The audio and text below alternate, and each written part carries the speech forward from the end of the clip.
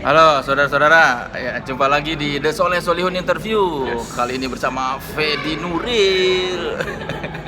Fed, Ya, lu selalu main film-film religi ya, Ya. bertema religi. Seberapa religius seorang Fedi Nuril menilai dirinya sendiri? susah banget jawabnya. Ya gue sih hari ke hari mencoba berusaha untuk terus ningkatin amalan-amalan ibadah gue. Walaupun ada satu momen, wah setan malesnya lagi dateng gitu. Nanti ada momen juga yang rajin banget, ada momen yang menurun lagi. Jadi ya masih naik turun ya. Soalnya kan kalau di film-film lu tuh pria sempurna yang soleh dan tampan serta pemikat wanita gitu. Ya namanya juga acting ya. Itu kan bisa disetting dengan dialog yang deep gitu, yang dalam, baper, terus lighting yang keren juga. Banyak lah itu faktornya untuk bisa bikin adegan atau film yang kayak lo sebutin tadi gitu. Film religius lu pertama Ayat-Ayat Cinta bukan? Ya. Atau sebetulnya? Ayat-Ayat Cinta itu bukan cuma film religi pertama gue, tapi kayaknya film religi pertama Indonesia. Iya. Film yang berlatar belakang religi gitu. Apa yang mengubah lu dari film peran di Ayat-Ayat Cinta itu? Gue sih ngerasa di situ gue baru bener-bener Islam. Dan oh ini bener nih yang lifestyle yang kayaknya akan gue pakai sampai mati nanti gitu. Itu aja padahal udah umur berapa ya? 25 mungkin, tapi kayaknya gue baru merasa gue baru merasa Islam sekarang gitu ya. Karena apa? Karena gue banyak banget dapet ilmu kan waktu gue Ayat-Ayat Cinta. observasi di Mesir, Iya. ketemu banyak mahasiswi Al-Azhar Indonesia yang kuliah di Mesir itu, banyak dapat cerita, diskusi, dan kayak wah selama ini ternyata gue terlalu lihat dalamnya aja gitu. Nah dari mereka tuh gue dikasih tahu dalam-dalamnya yang gue baru banyak mengerti lah di situ.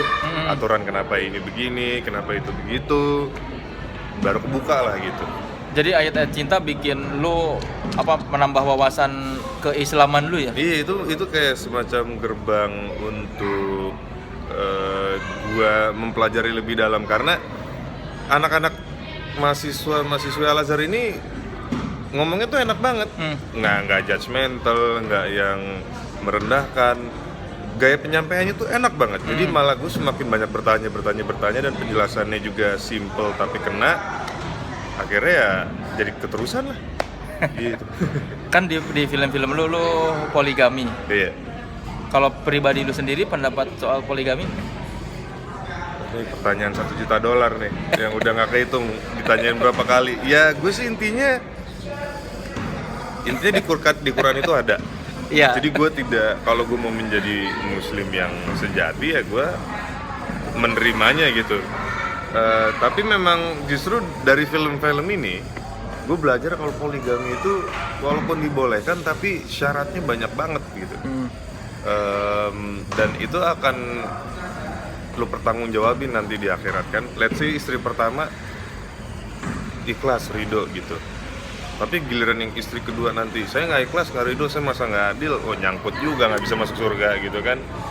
Terus kalau gue ngebayangin gini, misalnya gue punya istri 2 lah, nggak usah 4, 2 gitu, pulang syuting pagi kan, pengennya tidur sampai rumah, anak bangunin, "Pak jalan-jalan dong, ini kan hari Minggu." Waduh, iya juga sih, kasihan dong, masa giliran kerja gue mau sampai pagi, giliran sama keluarga Nggak mau. gue nggak mau.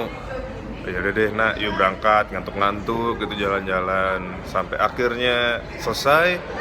Besok mau pindah ke rumah istri kedua, mau tidur juga nih rencananya, anak istri kedua bangunin juga, "Pak jalan-jalan dong, hari ini saya libur sekolah nih." Wah lemes dengkul itu sih.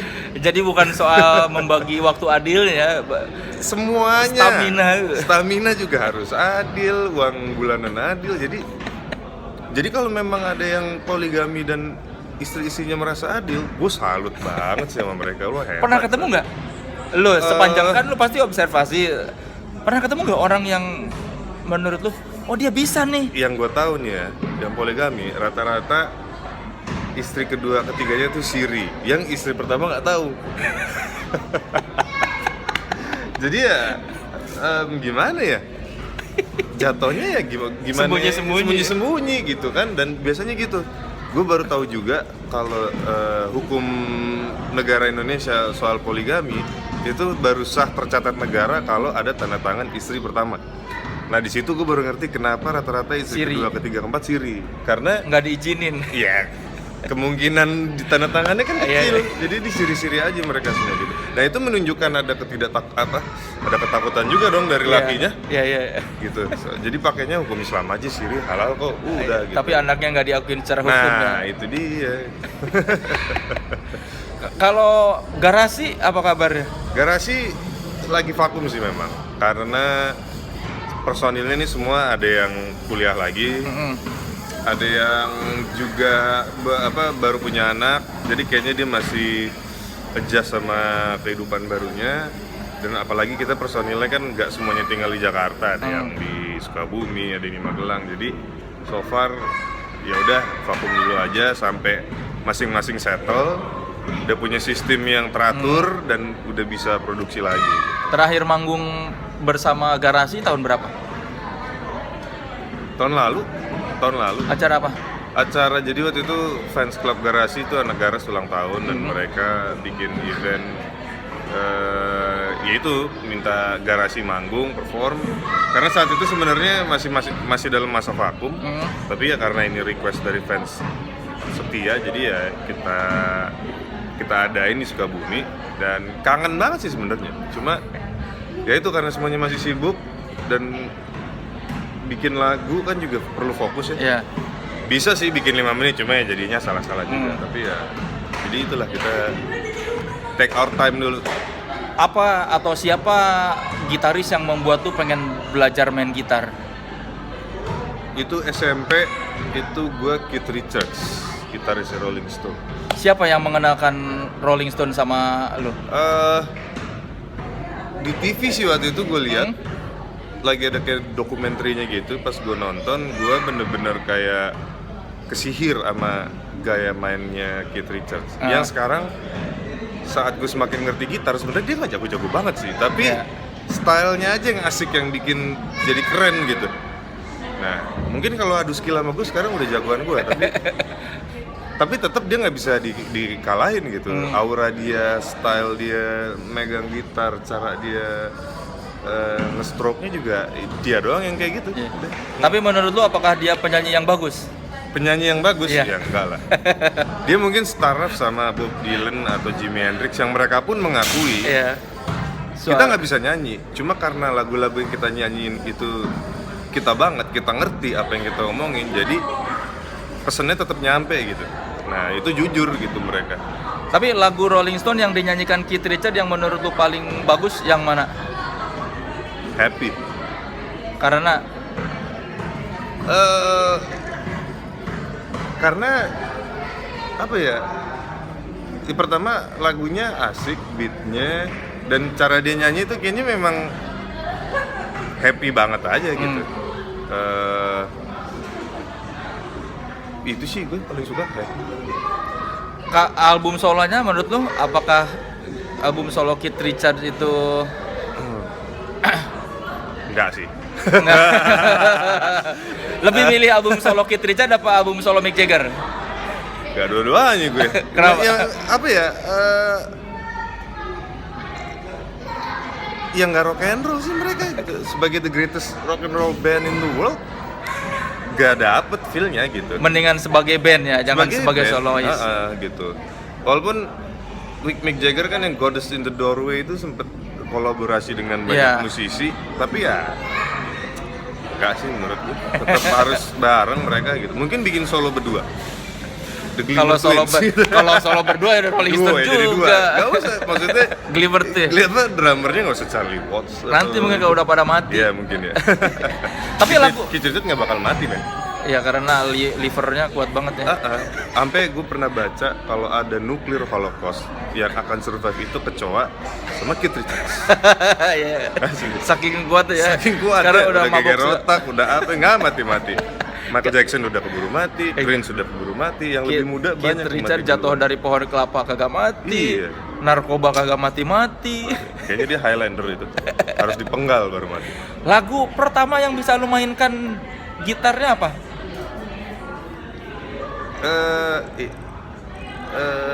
One Metallica.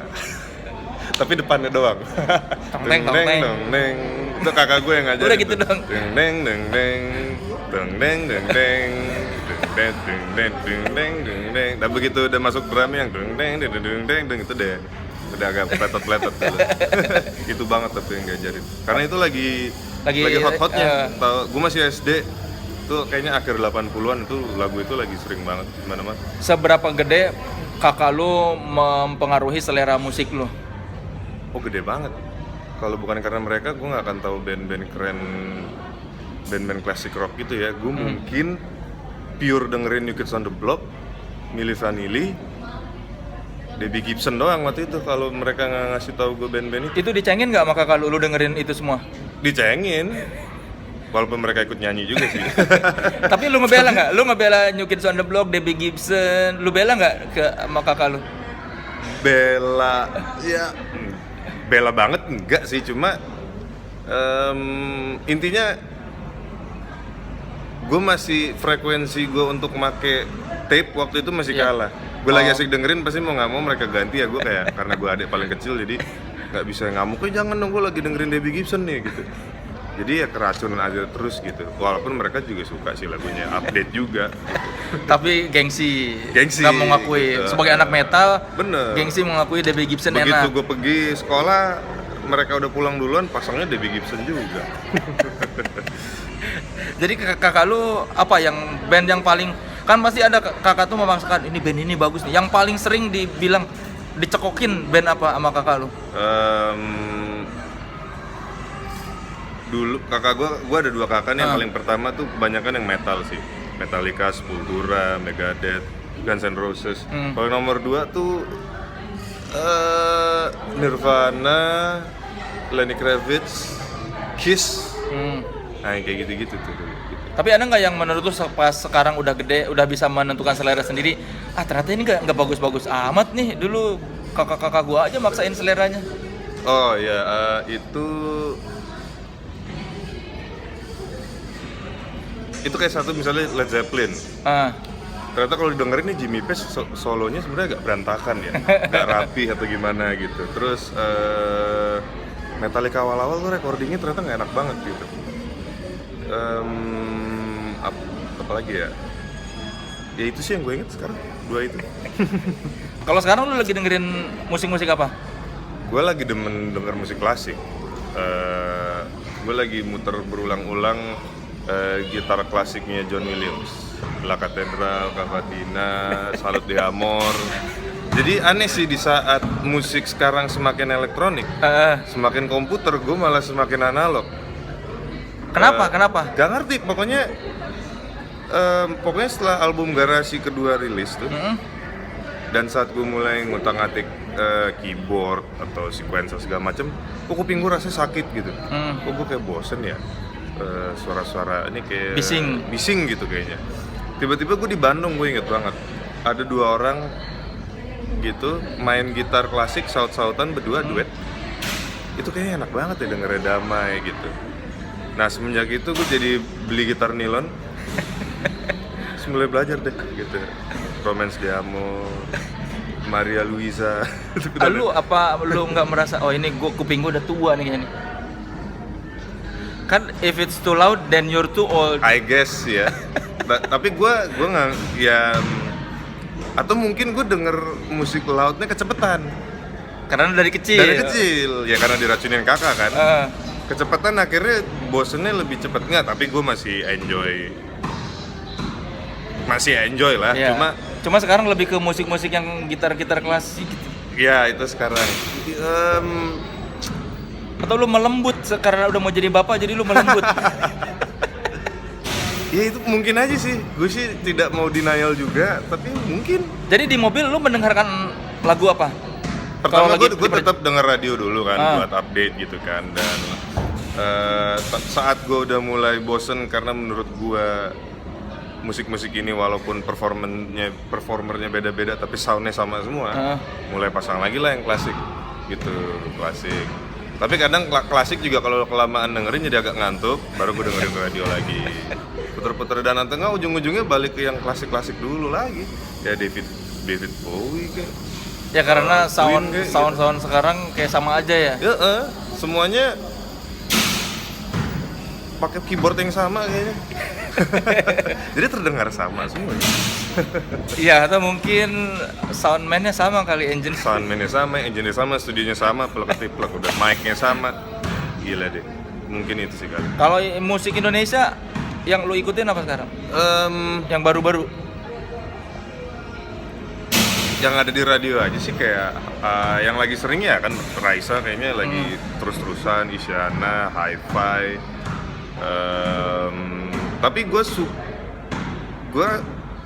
udah lebih happy sama musik Indonesia sekarang.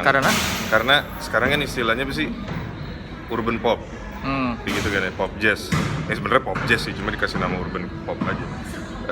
Itu gue lebih karena kayaknya produksi musik Indonesia kembali serius atau kembali puitis dibanding era-era pop Melayu yang bener-bener kayaknya hajar beli aja lah udahlah gitu kan.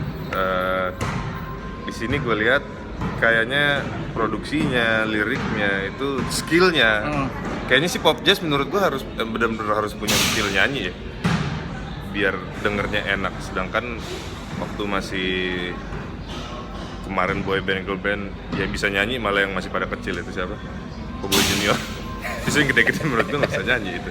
Nah itu kayak ini kembali ke serius lah. Gue happy sih dengar musik Indonesia sekarang. Gitu. Karena era-era band pop yang sound berantakan dan ya itu udah mulai kegeser gitu. Akhirnya kembali skill yang perlu untuk bisa perform atau bisa masuk radio gitu. Kalau menurut lu, ya band yang paling norak yang pernah lu denger apa? Band paling norak yang pernah gue dengar. Kalau Indonesia nggak mau, ini luar aja deh daripada nanti menyakiti hati. Band luar aja deh. Lu anjir norak banget ini. Terkenal tapi menurut lu anjir dia norak sebenarnya. Tapi dia terkenal. Iya band. Pasti ada kan. Anjir dia terkenal tapi norak banget, band norak banget tapi terkenal. Siapa ya? Norak. Pasti ada kan yang ini kok nih orang pada suka nih tapi pada ini jelek gitu.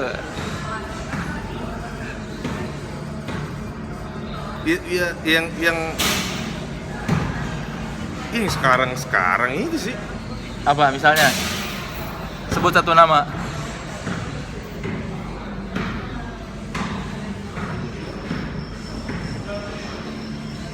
Yang norak. Siapa ya? Nih gue kasih contoh nih kalau Itu menurut tuh. gue di Charlotte itu norak. Tapi dia kan terkenal kan si Benji yang si kembar itu kan terkenal. Menurut gue itu jelek. Oh iya, menurut lo jelek? Menurut gue itu jelek. Menurut gue it's okay. Oh menurut lu it's okay. Tapi ya nggak bagus banget ya menurut Yeah. gue Charlotte it's okay.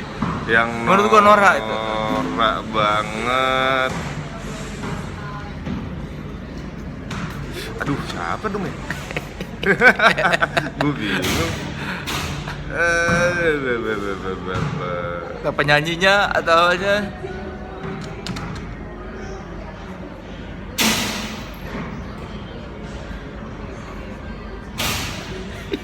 Asli gue bingung. Indonesia aja kali ya? Ya boleh kalau lu santai. Ya udah bubar juga bandnya. Apa? Ya itu vokalisnya Kangen Band. Tapi terkenal kan? Iya. Terkenal. Iya. Ya itu. Nikah 2 kali lagi.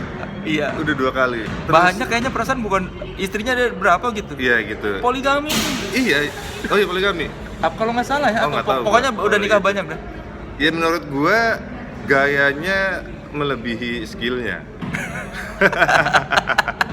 Tapi ya gimana ya? Dia terkenal jadi mau gimana lagi gitu. Ya kayaknya itu deh. Ya. Ya, tapi jasa terbesar Kangen Band tuh dia bikin Raja jadi kelihatan bagus. Raja jadi kelihatan malu. Tapi jangan salah ya, gue inget banget waktu itu gue main di acara event musik. Waktu itu lagi perform 3 diva, KD, Giti DJ, Ute. Ramen yang nonton. Terus tiba-tiba lagi tengah-tengah mereka perform, penonton bergeser ke panggung yang satu lagi. Gue nonton dari belakang soalnya backstage. Hah? Udah geser kemana lo? Ke panggung sebelahnya. Dan itu siapa? Itu Kangen Band. 3 diva ditinggalin. It's like, ya mau gimana lagi gitu, itu faktanya. Tapi kan tetap aja norak. Jadi norak-noraknya, tapi mereka berhasil menarik penonton 3 diva. 3 diva, men. 3 penyanyi yang sudah banyak karyanya, bener-bener bisa nyanyi. Ditinggalin, jadi. Dan lu termasuk yang menyimak ini lah lagunya apa sih? Ya gue penasaran dong. Terus gimana perasaan lu setelah menyaksikan mereka live? Gue agak sulit percaya, serius lo ninggalin 3 diva buat dengerin lagu yang meaningless begini gitu. Setidaknya buat gue meaningless lah. Mungkin buat beberapa orang artinya dalam, tapi kayak begini nih sekarang situasi kita gitu.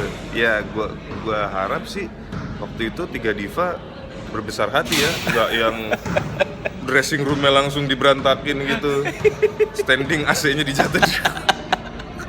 Karena gue sih bakal shock sih kayaknya, tapi lagi nyanyi tuh bubar. Penontonnya nggak bubar ya, semua sih, cuma sebagian besar bergerak. geser.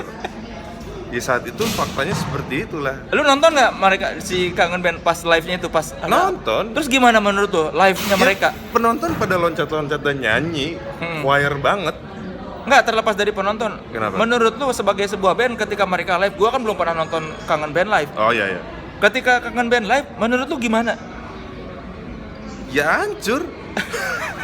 Dalam arti apanya hancur? Kalau muka sih ya itu kan udah gak sync gitu. Tapi mungkin yang gitarisnya gue lupa namanya siapa. Sepertinya dia yang paling punya skill lah di situ. Iya, Dodi ya. Yang nah, bikin itu lagu. kayaknya ya dia benar-benar ada skill lah gitu. Tapi yang lainnya kayak ini mau kemana sih? Deskripsikan, gua nggak ngerti. Hancur itu kayak gimana?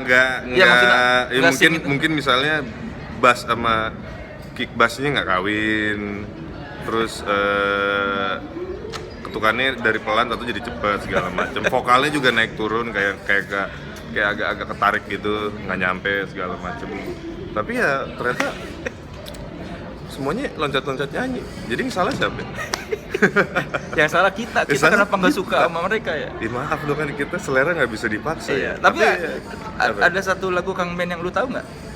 Judulnya minimal. Gua nggak tahu judulnya. Yang gimana? Nyanyikan. Pasti kan pada saat itu kan orang nyanyi bareng-bareng dong. Dan lu mau nggak mau nempel di kepala. Iya. Gua nggak tahu judul, tapi kalau saya yang nadanya tuh na semalam berbuat apa gitu. Aku di mana? Ya itu. Nah. Pokoknya kayaknya kalau nggak salah tentang dia nyariin pacarnya kemana sih, nggak bisa dihubungin gitu. Dan itu satu nonton nyanyi teriak banget, men. Apa perasaan lu melihat orang nyanyi rame-rame loncat-loncat melihat Kangen Band penonton meninggalkan 3 diva? Iya, gue lebih kaget, kayak sulit dipercaya walaupun gue melihat dengan mata kepala gue sendiri. Tapi ya gitu, jadi ya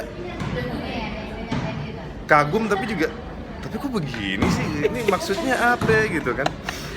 Ya itu kocak. Jadi hikmahnya apa dari kejadian itu kalau menurut lu setelah lu melihat kejadian itu? Hikmahnya sih gini, intinya